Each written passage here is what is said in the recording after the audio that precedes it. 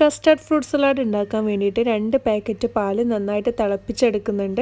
ആ ഒരു സമയം കൊണ്ട് ഞാനൊരു ബൗളിൽ കുറച്ച് പാലെടുത്തിട്ടുണ്ട്. അതിലേക്ക് കസ്റ്റർഡ് പൗഡർ നന്നായിട്ട് കട്ടയില്ലാതെ ഒന്ന് മിക്സാക്കി കൊടുക്കുക കേട്ടോ. അപ്പം ഞാൻ വാനില ഫ്ലേവറാണ് എടുത്തിട്ടുള്ളത്.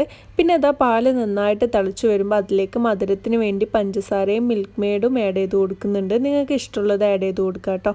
പിന്നെ പാൽ നന്നായിട്ടൊന്ന് കുറുകി വന്നതിന് ശേഷം നമുക്കതിലേക്ക് ആ ഒരു കലക്കി വെച്ചിട്ടുള്ള കസ്റ്റാർഡ് പൗഡർ കുറച്ചായിട്ട് ചേർത്ത് കൊടുക്കുക കേട്ടോ. ലോ ഫ്ലെയിമിൽ ഇട്ടിട്ട് വേണം ചേർത്ത് കൊടുക്കാൻ വേണ്ടിയിട്ട്. എന്നിട്ട് അത് നന്നായിട്ടൊന്ന് കുറുകി വന്നാൽ നമുക്കത് ഫ്രിഡ്ജിൽ വെച്ചിട്ട് നന്നായിട്ടൊന്ന് തണുപ്പിച്ചെടുക്കുക കേട്ടോ. പിന്നെ സെർവ് ചെയ്യുന്ന നേരത്ത് നമുക്കതിലേക്ക് ആവശ്യത്തിന് വേണ്ടിയിട്ടുള്ള ഫ്രൂട്ട്സ് കാര്യങ്ങളൊക്കെ ചേർത്ത് കൊടുക്കാം. പിന്നെ ഞാൻ എക്സ്ട്രാ അതിലേക്ക് സേമിയ വേവിച്ച് ചേർത്ത് കൊടുക്കുന്നുണ്ട്.